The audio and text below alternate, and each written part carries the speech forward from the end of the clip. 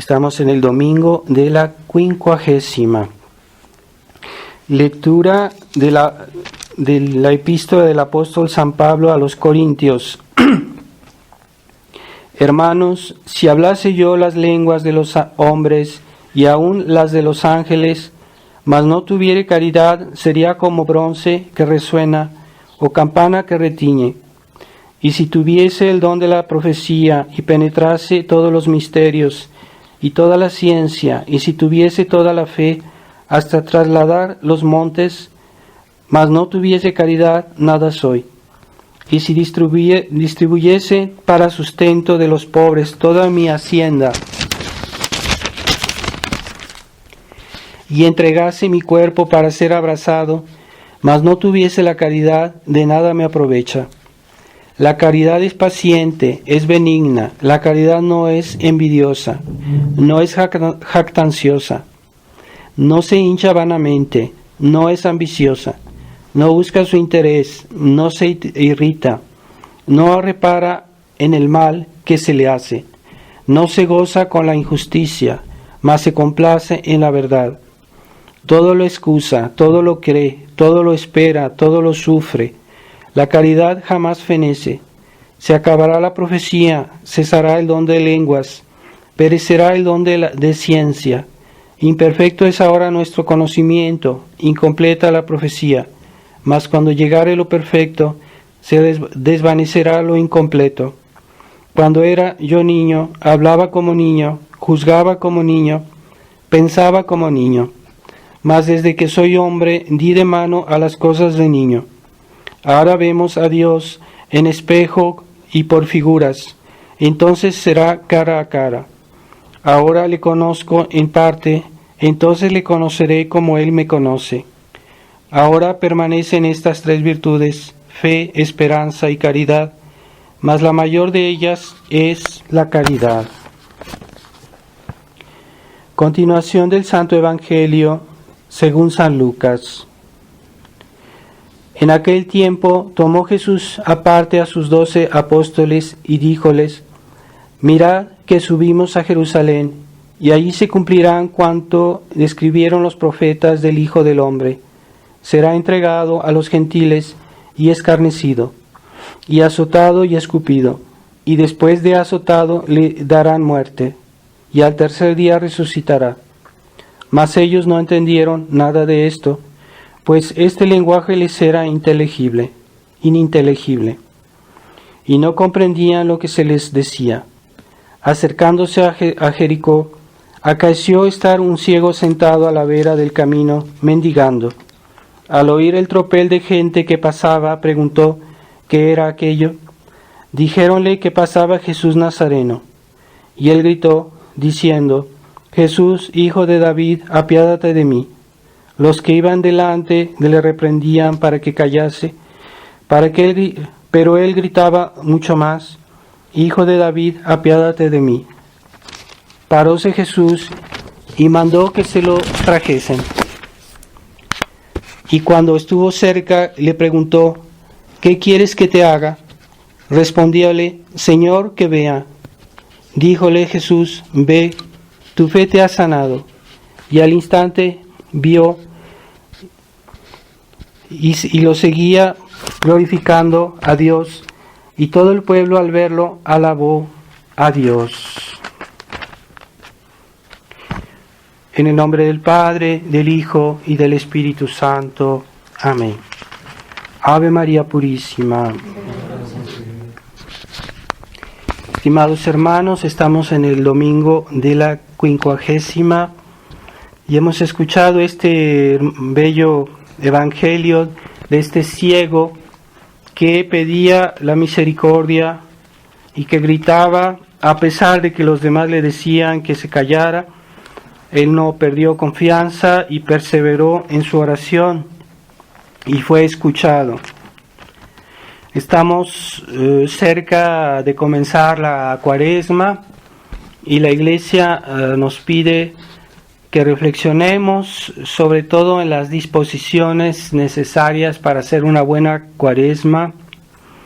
La Cuaresma tiene como objetivo principal la conversión, la reparación de nuestros pecados, y esta purificación es para poder permitir que la gracia del tiempo pascual nos haga más bien y podamos recibir con más fruto los frutos de las gracias de la Semana Santa y de Pascua. Así que este tiempo de Cuaresma, que es prolongado, la Iglesia le da mucha importancia a esta obra de purificación de nuestra alma, purificación de nuestras costumbres, pero sobre todo la purificación de nuestro corazón. Por eso San Pablo en la epístola de hoy insiste mucho en esa caridad, que es lo que da forma a todas las virtudes, lo que las valoriza y lo que les da sentido, ¿verdad? Las virtudes sin el amor de Dios no tienen sentido, porque practicamos las virtudes, pues es para servir a Dios, para amar a Dios, porque Dios es el fin de todas las cosas. Entonces todas las virtudes en el fondo están orientadas a Dios, pero si no hay caridad, ¿cómo vamos a orientar las virtudes a Dios si no lo amamos, si no lo tenemos como el fin de todo, absoluto, de todas las cosas? Es muy importante entonces la virtud de caridad, y una alma que tiene caridad, pues es normalmente un alma que está limpia, que tiene una intención pura, una intención recta, porque la caridad, para que sea verdadera, que sea ardiente, tiene que ser pura, que tiene que ser recta. Y para lograr esa caridad, pues hay que purificarnos, purificar nuestra vida. No basta decir yo amo a Dios, si yo en mi vida no soy realmente un amador de Dios, y se nota porque tengo mis vicios, mis defectos, mis fragilidades, todo eso muestra que mi caridad no es perfecta. Así que la verdadera caridad es una caridad pura. Esa es el objetivo de la Cuaresma, purificar no solo nuestros hábitos, actitudes, sino también nuestras intenciones.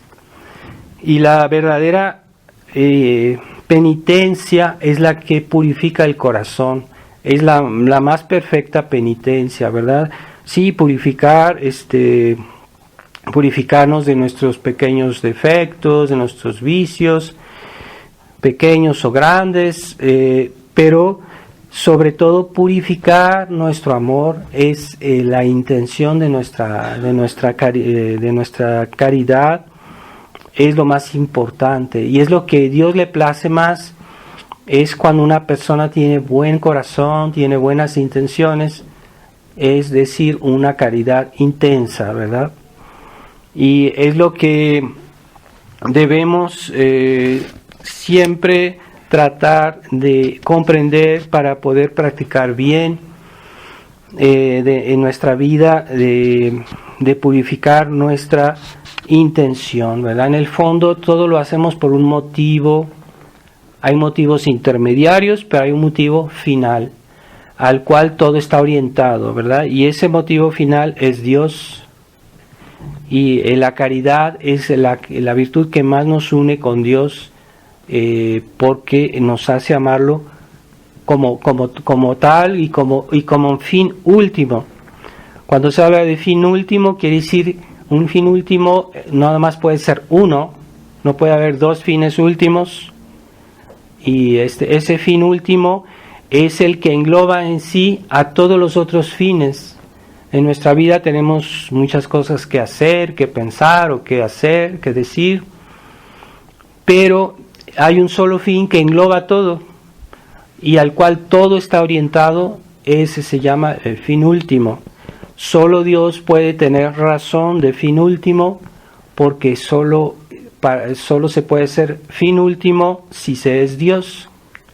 Así que la caridad es la que más nos ayuda a unirnos a Dios, y que también es una fuente de purificación. Está bien, hay personas que hacen y que hay que hacerlo todos, ¿verdad?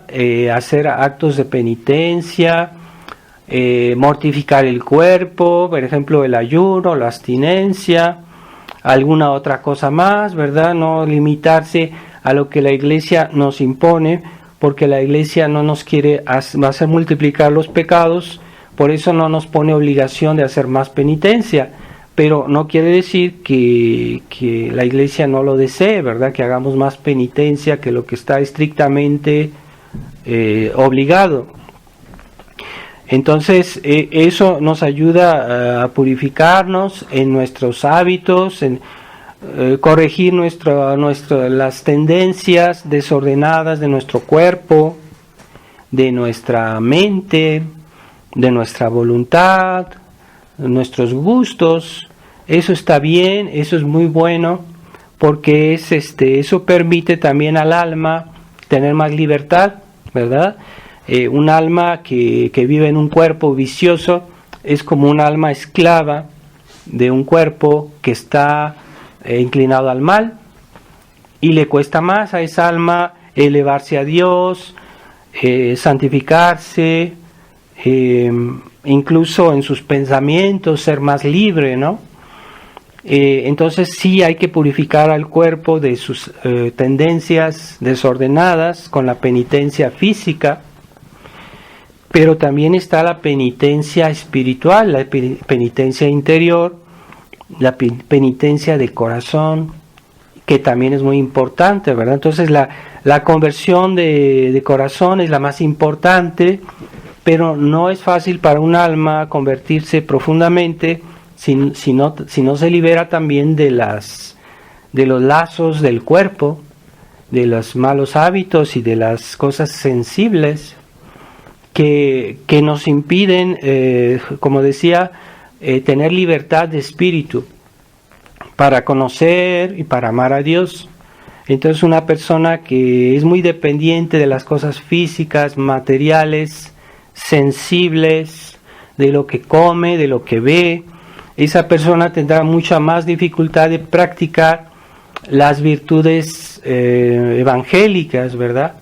De que son interiores, que es el conocimiento, el amor de Dios. Es más difícil para una persona que es esclava del cuerpo.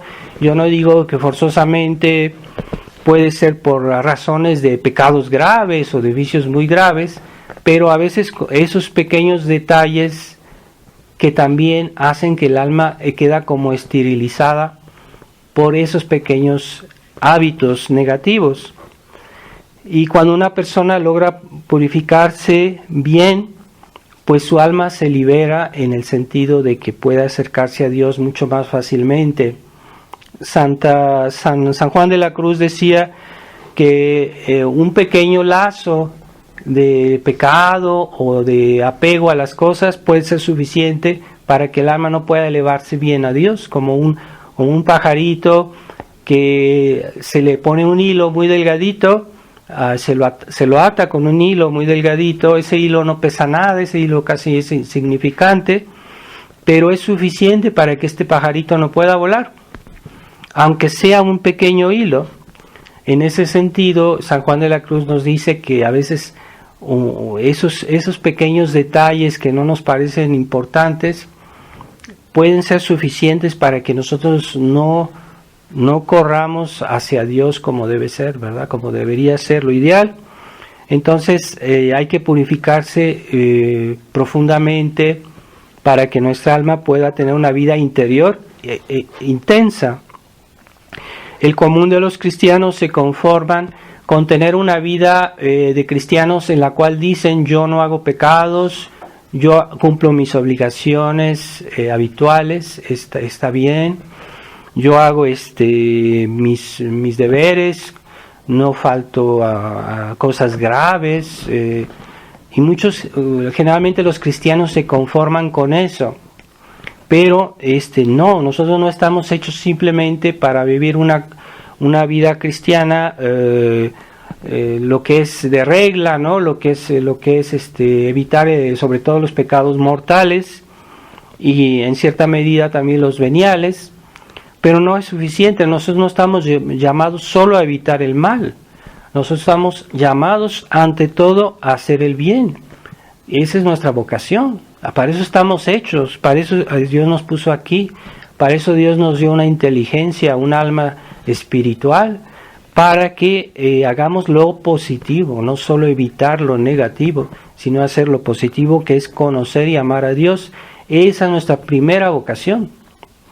Entonces, no debemos conformarnos con decir, es que yo me porté bien, yo no hice nada malo, yo hice todos mis deberes, mis obligaciones.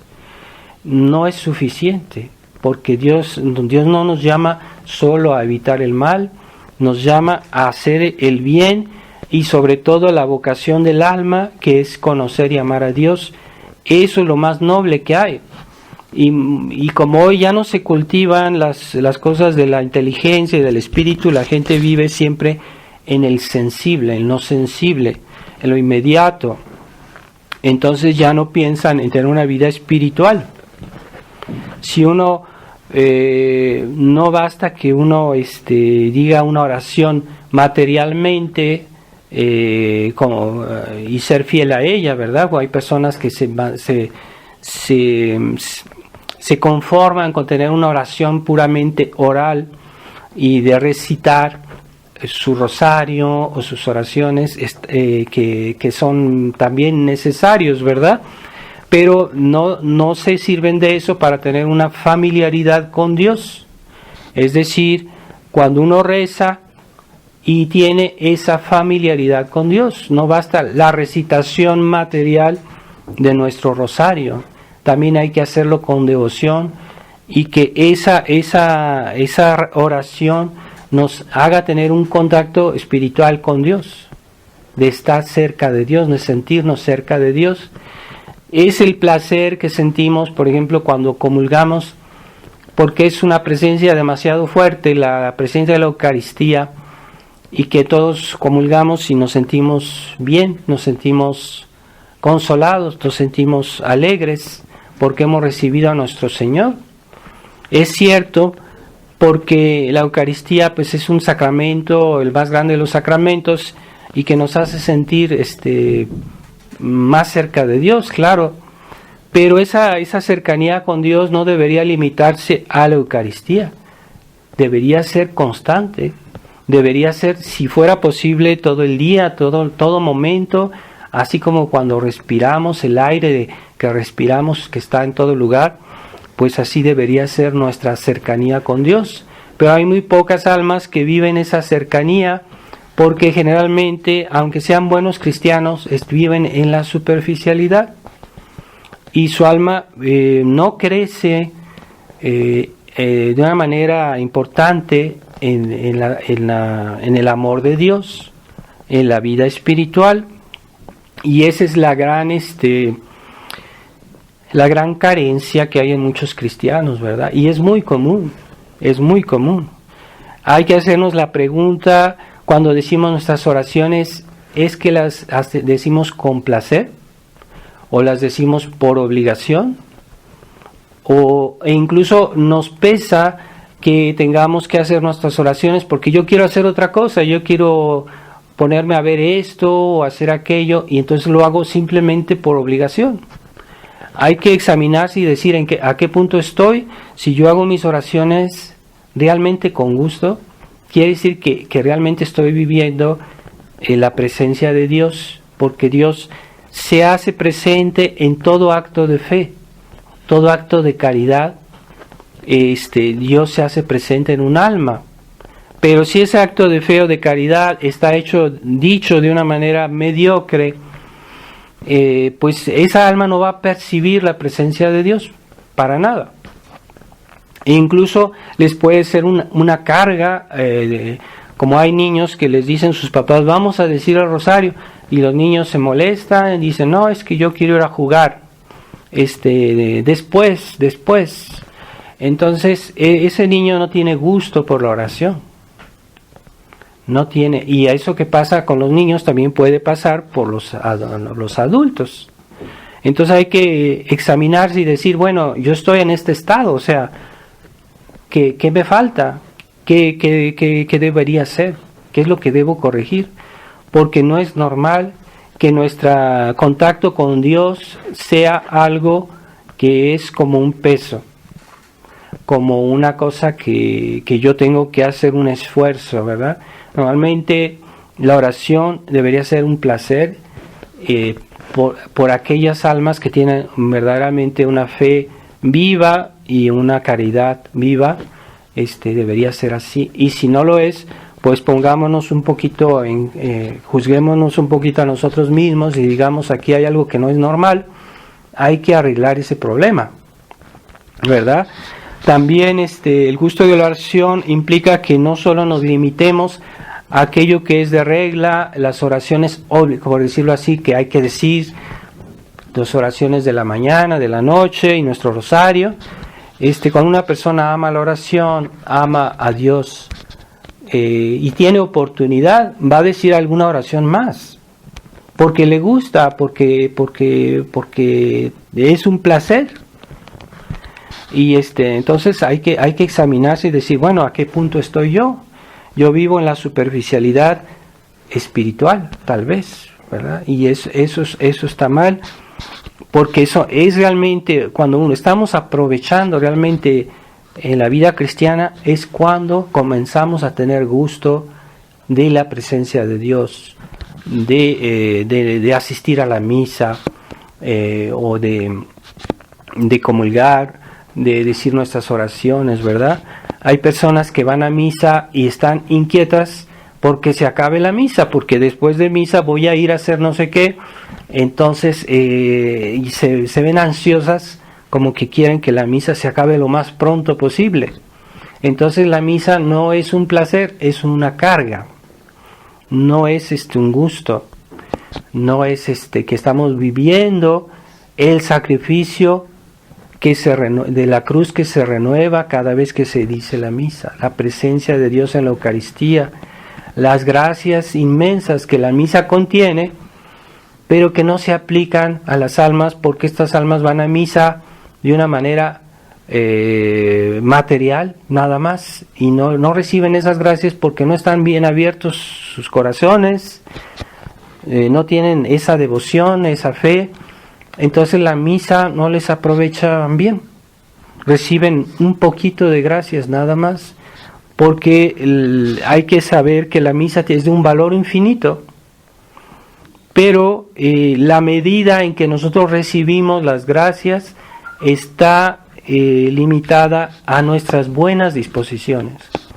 En la medida que asistimos con fe, con amor, con devoción, en esa medida vamos a recibir las gracias de Dios en la misa. Está limitado un poquito a nuestras disposiciones. Así que tengamos cuidado de decir, bueno, es que yo no recibo todo lo que pudiera recibir porque no estoy bien, no tengo suficiente fe, no tengo suficiente devoción, no hago y por eso esto me parece aburrido, ¿verdad? Yo tenía casos de personas en otros lugares donde he estado, ¿verdad? Casos de personas que apenas la misa se acababa, ya estaban en la calle corriendo, ¿verdad? O sea, acaban de recibir la hostia, acaban de recibir la Eucaristía, todavía nuestro Señor está en ellos, y se van y se olvidan de Él, en lugar de aprovechar esos momentos que son en los cuales es cuando Dios les da más gracias. Ese momento después de la comunión es un momento de intimidad, debería ser con la presencia real de nuestro Señor. Jesucristo está en nosotros. Por eso se recomienda, después de comulgar, pues estar un momento recogidos. La presencia real puede prolongarse hasta, 15 minutos o 20 minutos después de la comunión. Así que después de comulgar, después de la misa, hay que permanecer recogidos, ¿verdad? Presencia de Dios. Por eso yo también a veces pido que después de misa se digan algunas oraciones, porque he tenido suficientes experiencias de personas que apenas la misa se acaba, ya están bromeando, ya están riéndose, ya están fuera, están olvidando esa presencia real de nuestro Señor, que todavía sigue actuando en nuestra alma. No basta el momento que lo recibimos, el momento de la comunión, sino también esa presencia que está un momento con nosotros, todavía nos da gracias nuevas, más. Pero hay que estar con Él, hay que estar en compañía de Jesús. Es que nosotros disfrutamos esos momentos de estar con Jesús. Esa es la pregunta, ¿verdad? Entonces, este ciego de nacimiento, este ciego que le pedía a nuestro Señor a gritos que lo ayudara, pues fue escuchado. Entonces hay un aspecto que es nuestro. Nosotros debemos tener esa preocupación, ese deseo, e incluso el deseo, cuando uno se dice, uno a veces dice, pues yo no soy lo que debería ser, y no siento el deseo, pero debería sentirlo. Entonces hay por lo menos esa preocupación de decir, bueno, hay algo que no está normal en mí, por lo menos me preocupo y decir, bueno, debo corregir eso, ¿verdad? Debo hacer algo. Entonces tengamos esa preocupación de corregir nuestros deseos, nuestro corazón, y esa es la más importante de todas las purificaciones de tiempo de Cuaresma, es que volvamos nuestro corazón recto y que tengamos buenos deseos y que tengamos deseos de amar a Dios, de servir a Dios, y esa purificación es la más importante, hay que tenerlo claro. Pero tampoco hay que pensar que uno puede alcanzar una pureza espiritual si no purifica también sus hábitos cotidianos, sus defectos, inclinaciones desordenadas, incluso del cuerpo, porque un alma que no tiene una base de virtudes tampoco puede tener una gran caridad. Y esa es una de las ilusiones, una de las grandes ilusiones del modernismo, que creen que una persona puede llegar a una alta caridad si en su vida no está purificada, en su vida sensible, en su vida humana, en sus hábitos. Si no hay esa pureza de vida también en las virtudes cardinales, no hay que tener la pretensión de llegar a una vida interior muy profunda, muy alta. Por eso toda la vida cristiana es muy armónica, tanto las virtudes cardinales como las virtudes teologales son necesarias, y no se pueden desenvolver mucho las virtudes teologales si las virtudes cardinales no están fuertes. Y también las virtudes cardinales sin una caridad fuerte pues son frágiles. Pues es lo que les da vitalidad a nuestras virtudes de prudencia, de justicia, fortaleza, templanza. Una alma que ama a Dios profundamente, sus virtudes cardinales son más fuertes. Entonces hay que ver todo eso, porque en la vida cristiana hay una armonía. Pero si no nos interesamos en conocer ese organismo espiritual, ¿verdad? Que son las virtudes, todos tenemos esas y hay que practicarlas, pero es que si no sabemos cómo se practican o qué son, ¿verdad? También existen los dones del Espíritu Santo. ¿Qué son los dones del Espíritu Santo? Eso los tiene ya un niño bautizado, ya los recibió. Y todos los que tienen la gracia de Dios tienen los dones del Espíritu Santo. Pero ¿cómo funcionan? ¿Qué hago yo? ¿Qué debo hacer? Cuando entran dentro de mi vida, pues hay personas que no saben explicar eso. Sin embargo, tienen los dones del Espíritu Santo, pero están así como atrofiados porque no lo saben poner en práctica. Por eso hay que estudiar nuestra fe, nuestra religión, todas las virtudes que hay, ¿verdad? Y eso entra en juego en nuestra vida, de alguna manera u otra, entra. A veces no somos conscientes bien y no lo ponemos bien en obra porque somos ignorantes, ¿verdad? Así que una persona que para las cosas materiales a veces somos mucho más diestros, mucho más capaces porque nos interesamos, ¿verdad? Cómo funciona yo estoy usando un aparato y si me interesa, ¿verdad?, cómo funciona, y voy a ver el instructivo y funciona, y sé utilizarlo, ¿verdad? Pero nuestra alma también tiene una estructura. Hay que estudiar eso. Por eso hay almas que nunca se elevan bien a Dios, porque viven en la mediocridad. Es en parte la ignorancia de la vida espiritual y parte la falta de ardor, de fervor, por tratar de profundizar en el campo interior de la vida cristiana, que son las virtudes interiores. La purificación del corazón, purificación, como decía San Juan de la Cruz, él escribió libros muy interesantes que casi nadie entiende, que casi nadie lee, en el que habla de la purificación de la alma, purificación no solo de la voluntad, también de la inteligencia, de la imaginación, de todas las facultades del alma.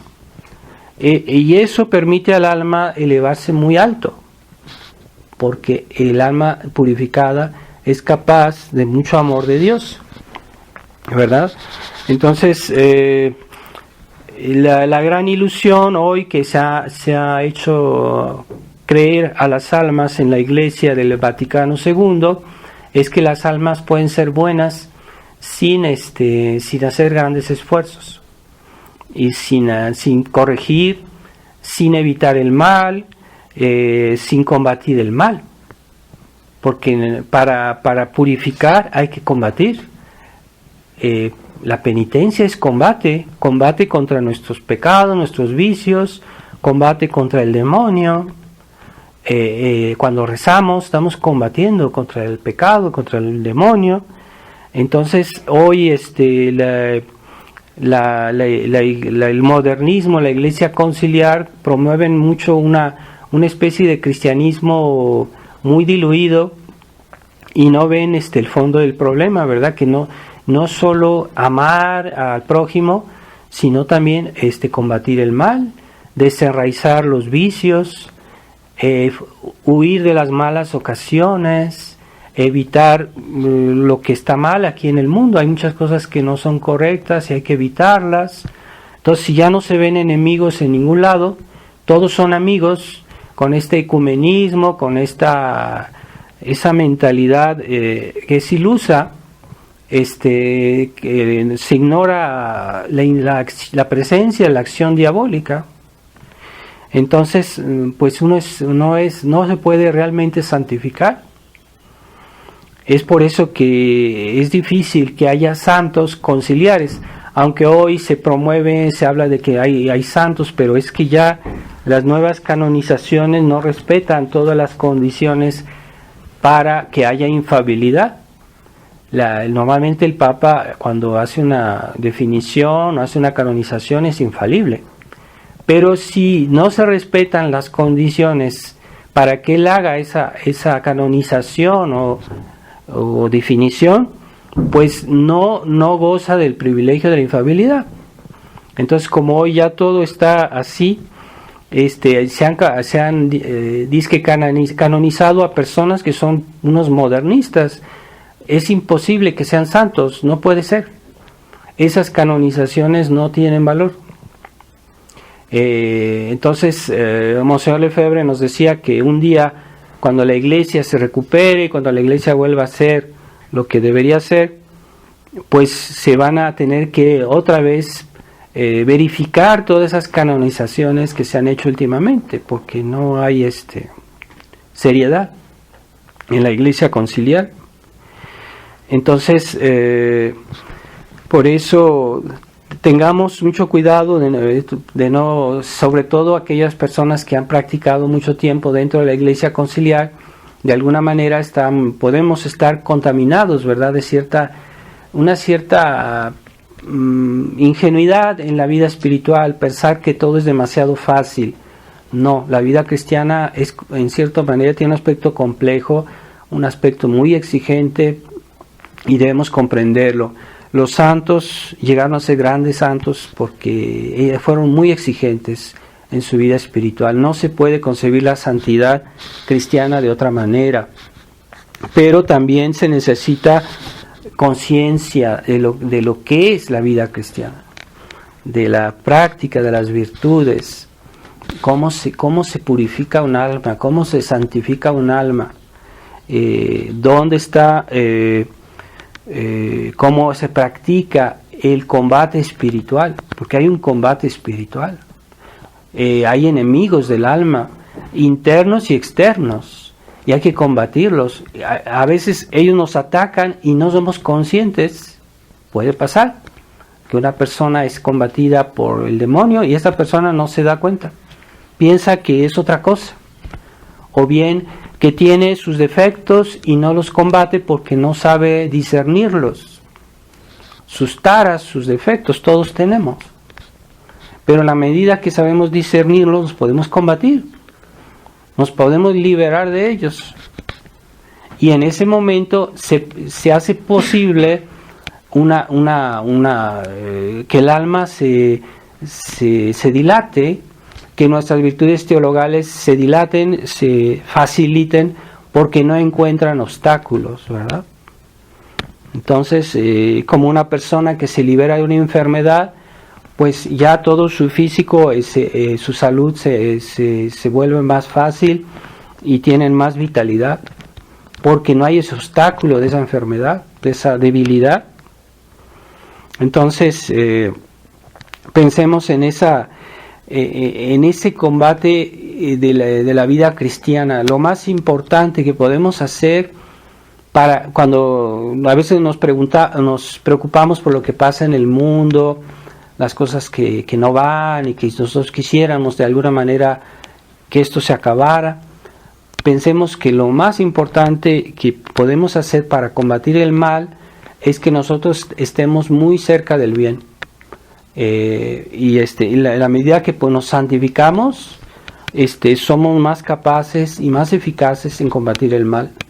Por eso los santos, hay muchos santos que se encerraban, ¿verdad?, que vivían una vida encerrada, como los santos contemplativos, pero esos santos nadie los veía, pero el hecho que ellos se santificaban, que rezaban, que amaban mucho a Dios, eso atrajo muchísimas gracias a los demás, a la sociedad, al mundo cristiano. Y eso es lo más importante que podemos hacer, es tener una vida cristiana intensa del punto de vista de la caridad. Entonces podemos releer la epístola de San Pablo, es muy interesante. A veces yo les aconsejo de tener un buen comentario. Hay Biblias comentadas, por ejemplo, hemos conseguido la Biblia comentada de Torres Amat.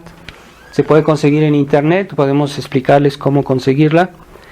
Y esa es las antiguas versiones de la Biblia de Torres Amat, que sí tenían comentarios, estaban mejor, pero ahorita ya las nuevas versiones de Torres Amat están con unos comentarios ridículos, realmente cortísimos, insignificantes, que es realmente no entiende uno bien la escritura, ¿verdad? Entonces necesita uno referirse a las antiguas ediciones, que ya no se encuentran en papel, desgraciadamente. A veces hay que buscarlas en internet o imprimirlas uno mismo en papel si uno quiere, pero yo se las recomiendo. Entonces vamos a reflexionar, tratemos de hacer buenos propósitos para este tiempo de Cuaresma. No hagamos propósitos generales, eso es un peligro. Hagamos propósitos particulares. El propósito general es decir, yo voy a tratar de ser bueno, yo voy a tratar de portarme bien, yo voy a tratar de hacer penitencia. Es un propósito general. Pero un propósito particular es decir, yo voy a hacer ayuno tal día, yo voy a evitar tal ocasión, yo voy a hacer tal lectura, yo voy a hacer tal sacrificio, yo voy a hacer, etcétera. Es un propósito particular. Los propósitos generales no funcionan, porque eso la gente no hace nada más se queda a nivel de las intenciones. Pero cuando uno hace propósitos concretos de algo particular, es cuando es más eficaz, ¿verdad? Y después como se aconseja mucho en los ejercicios San Ignacio, es hacer el examen de conciencia en la noche, incluso anotar en un papel, decir, bueno, yo respeté esto no lo respeté, mañana voy a hacer de otra manera, de manera que esto funcione, que esto se haga. Y eso es el examen de conciencia es utilísimo, nos permite hacer un bilán de nuestro día, o de nuestra semana, o de nuestro mes, para corregir, mejorar, y ahí realmente uno está ganando terreno en la vida espiritual. Así que vamos a pedirle a Dios. Vemos la situación del mundo es gravísima, que es lo que estamos viviendo, cada día nos inquietamos más, pero de nuestra santificación dependen muchas gracias que Dios puede darnos y que Dios puede dar al mundo. Así que la comunión de los santos es una realidad. Cuando un alma se santifica, eso afecta a toda la iglesia, afecta en el buen sentido, ¿verdad? Entonces, nuestros esfuerzos personales de nuestra unión a Dios tienen repercusiones a nivel mundial, a nivel de la iglesia, porque la iglesia existe la comunión de los santos. O sea, hay que tener fe. Entonces es importante que nosotros primero pensemos en nuestra santificación y no nos descuidemos por hacer alguna obra que nos debilita espiritualmente. Así que tengamos cuidado de no caer en el activismo, y que es también otro de los errores del mundo moderno, que hay en la iglesia moderna. Todo es una cuestión de actos, de obras, de cosas exteriores, que son necesarias también, pero el problema es cuando uno no las hace dependientes de las obras espirituales, ¿verdad? Y creer que por las puras obras materiales vamos a tener frutos sobrenaturales. Eso es el activismo. Pero si las obras materiales que hacemos nosotros están unidas a una vida intensa de fe y de esperanza y caridad, ciertamente darán su fruto, pero tienen que estar unidas, si no, no habrá fruto. Así que pensemos en el modelo de la Virgen María, que ella nunca hizo un acto que no estuviera unido a Dios, que no estuviera animado de la fe, la esperanza y la caridad. Pues ese es nuestro modelo, la pureza de intención de la Virgen María. Pensemos su corazón inmaculado. Inmaculado quiere decir que no necesitaba hacer penitencia, no necesitaba purificación, ya era puro, ya era lleno de gracia. Pero nosotros lo podemos imitar en el sentido de que para nosotros es un objetivo, un modelo, en el sentido de que hay que aspirar, ir hacia él, hacia ese estado que él tenía, y nosotros sí debemos hacerlo en base a la purificación. Vamos a pedirle a Dios en esta misa, a la Virgen María, su corazón inmaculado, que todos nosotros hagamos una buena y santa Cuaresma. Ave María Purísima, en nombre del Padre, del Hijo y del Espíritu Santo. Amén.